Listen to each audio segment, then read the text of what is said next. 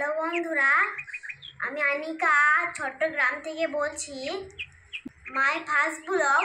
আমি আজকে একটা ছোট্ট কিচেন রান্নাশাল বানাবো, তো আপনাদেরকে দেখানো রইলো, ভিডিওটি দেখবেন। তো চলুন দেখা যাক। এখানে কটা মাটি নিয়েছি আর একটু পানি দিয়ে এটা নরম ভিজে করে নিতে হবে। দেখো মা করছে। কিচেন বানানোর জন্য এরকম মাটি প্রথমে নিয়ে নিতে হবে। এখানে চুলুটা বানাবে, একটু পানি দিয়ে দিল। তারপর যে চুলু বানিয়ে নিয়েছে আম্মু, এবার এখানটা এবার লেপার পালা। দেখো কত সুন্দর লেপছে। এখানটা নেপে নিচ্ছে, দেখুন এখানটা নেপে নিলে জায়গাটা ভালো লাগবে। পুরোটাই লেপা হয়েছে, দেখুন কত সুন্দর লাগছে দেখতে। চারকোনা এইরকম ডাল মতো দিয়ে দিচ্ছে, দেখুন দেখতে ভালো লাগবে বলে। হয়নি, পুরোটা হোক, তারপর আপনাদেরকে আবার দেখাবো। আম্মু আমায় দেখো কত সুন্দর নিখুঁত ভাবে কাজ করছে।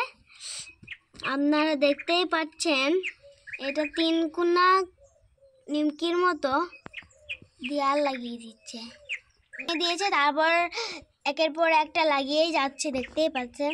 দেরি হচ্ছে না একবারও, দেখতে খুবই ভালো লাগছে। দেখো আমি গোটাটাই লাগাচ্ছি।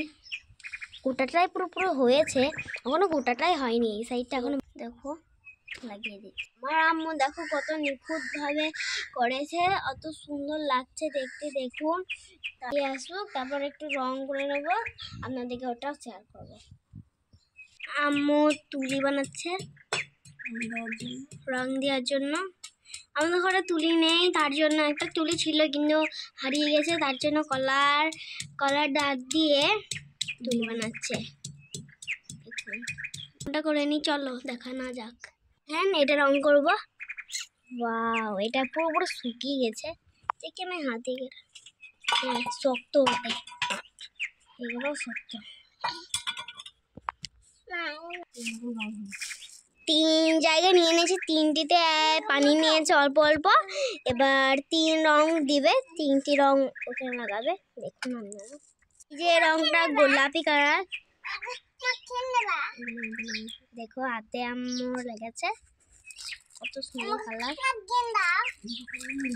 এখানে ঢেলে দিচ্ছে, পানিতে হাত লেগেছে, সবুজটা নেই, গোলাপি হয়ে যাচ্ছে। দেখুন কত সুন্দর হয়ে যাচ্ছে এটা। দেখুন একদম দুধের মতো লাগছে। এক বাটি হয়ে গেল। এটা সাদা রং, এবার ঘুলে দেবে।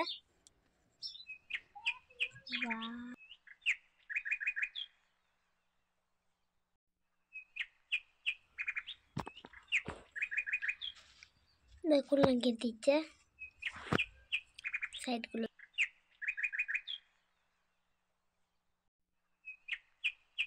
একটা করে এই কালার, একটা করে অন্য কালার দেবে। অন্য কালারও দিতে হবে, তবে বেশি ভালো লাগে। দেখুন এই যে আমার পুরো কাজটা আমার শেষ হয়ে যাবে। এবার আর খানিকটু আছে, করে নিয়ে যাবে।